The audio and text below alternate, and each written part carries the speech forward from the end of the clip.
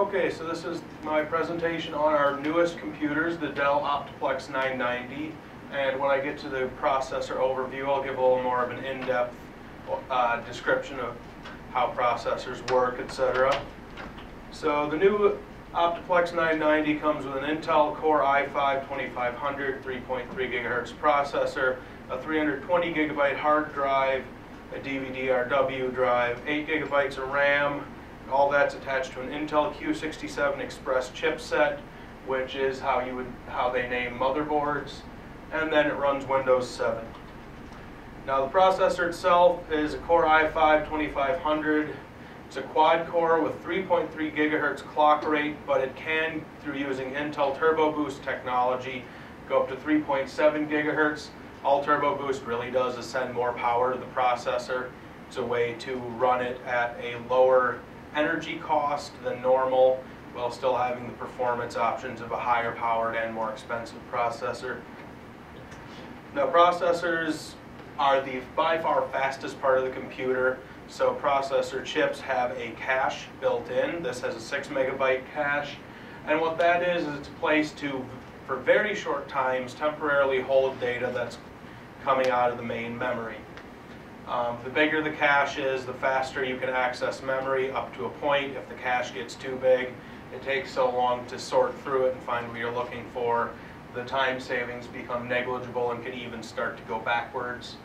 The i5-2500 is a 64-bit architecture machine.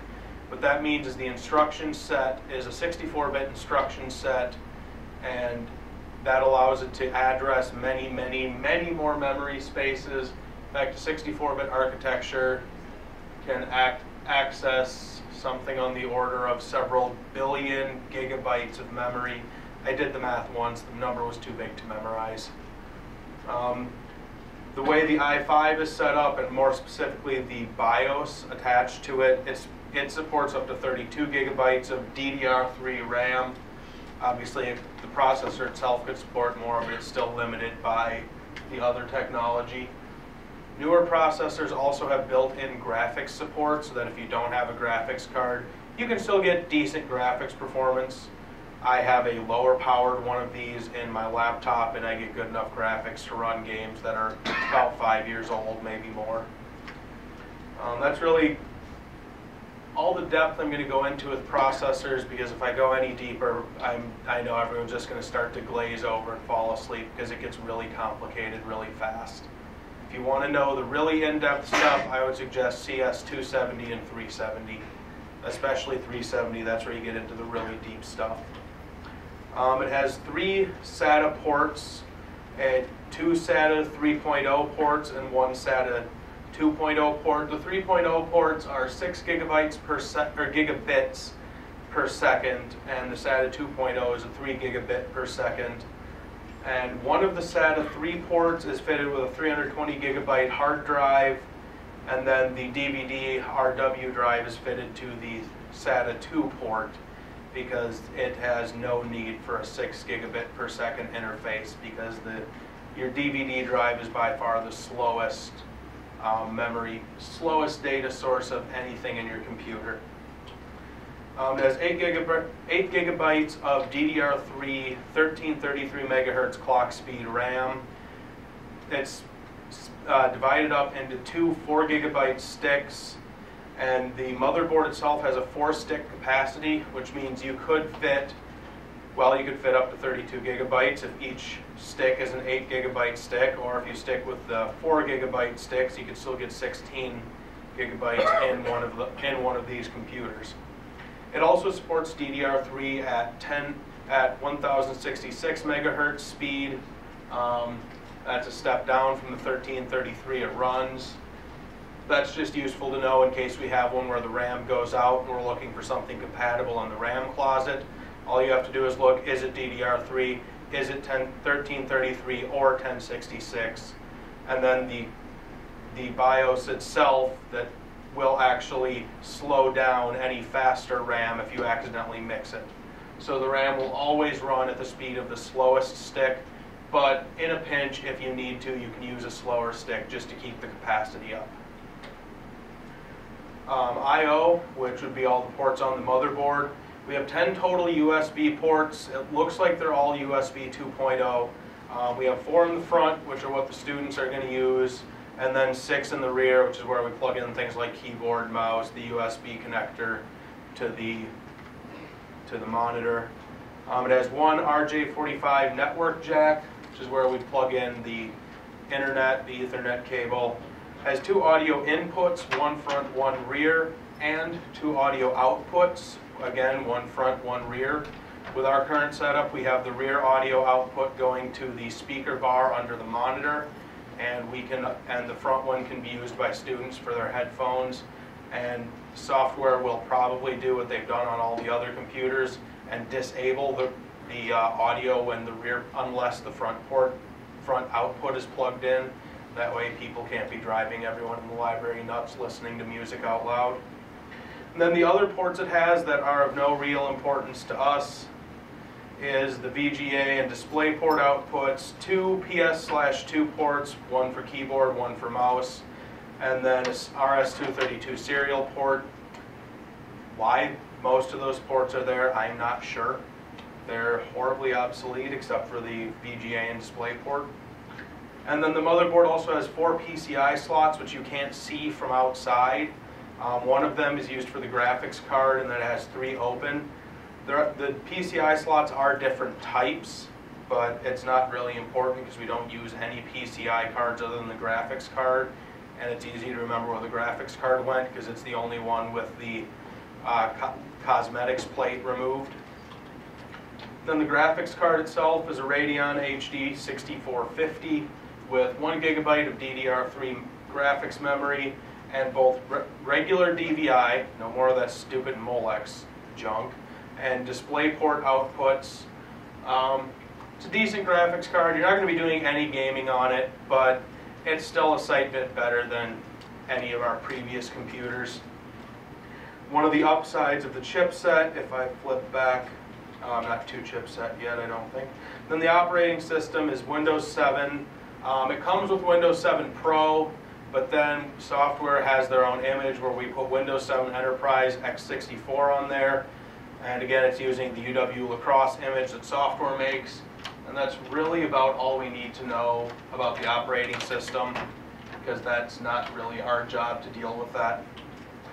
Then miscellaneous extra stuff attached to the machine is monitor-mounted speakers, a Dell USB keyboard with optional palm rest, which I saw in the new machines we have included, and the USB optical mouse. That's the end of show. So maybe I did, I think I ended up skipping the chipset or not including a chipset slide. But yeah, the chipset does have, through the processor, integrated graphics. So if the graphics card goes bad, a simple way to test if it's the graphics card or something else, if you've already ruled that the monitor is not the problem, open it up, take out the graphics card, and plug it into one of the outputs on the computer itself. If nothing shows up, then we have real problems. And that's it.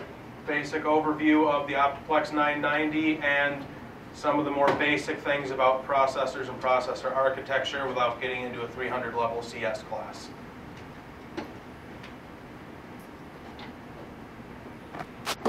Okay, so now we will open that case and we will look inside of that computer.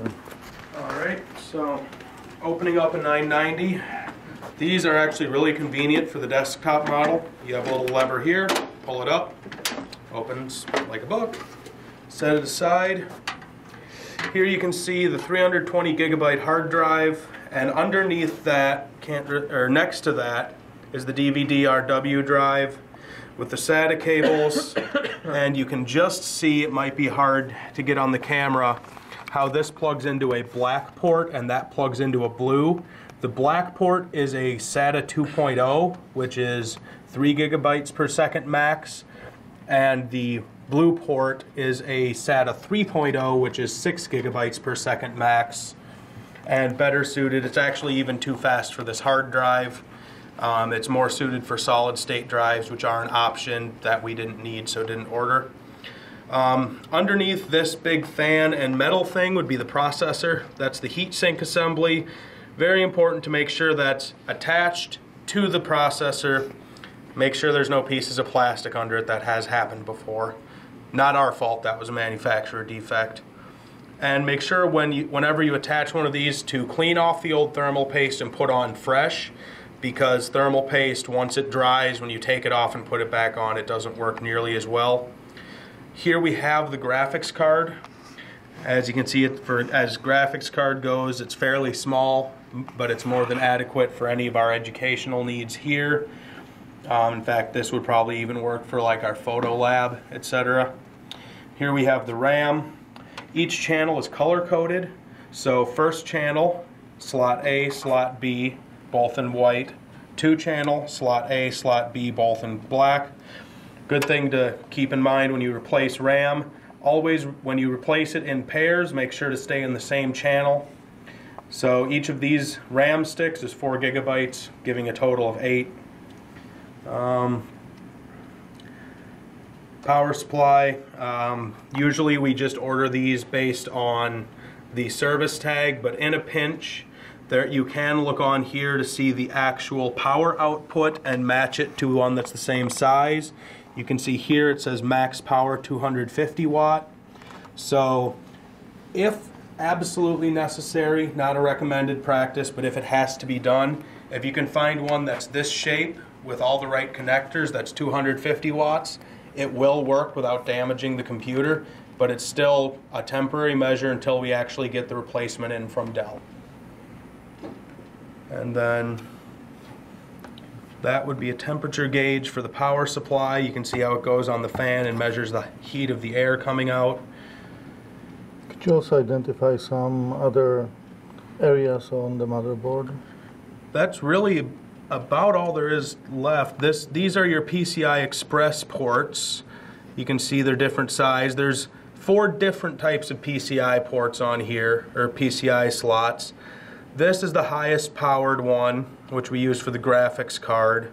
I believe this is a PCI 2.0, and then this would be a PCI 1.0. That's a PCI not even 1.0, that's even older. And then that's a mini PCI slot, which is for small applications like a USB 3.0 connection card. Some ports at the front and at the back. No, you don't have to cover it. And at the front we have 4 USB 2.0 slots, the front end of the DVD player. And as you can see by all this stuff on there, it is a full DVD RW. Then we have the headphone port, so that if you're working on homework and want to listen to music, you can plug it in there, and a microphone port. And on the back we have another audio out, which will also work for headphones. Obviously students aren't supposed to get at that. Audio in for microphone. RS-232 serial port. I really don't know what that would be used for on a modern computer other than it's just there. Same with the VGA port. That could be used for video equipment testing, as with the DVI or display port. Then here we have network connector, 6 more USB 2.0 ports, and keyboard and mouse ports if you're using an antique keyboard and mouse. And that would be a pretty full overview of the Optiplex 990, which seems to be showing up on campus in growing numbers and is a significant step up from our older models.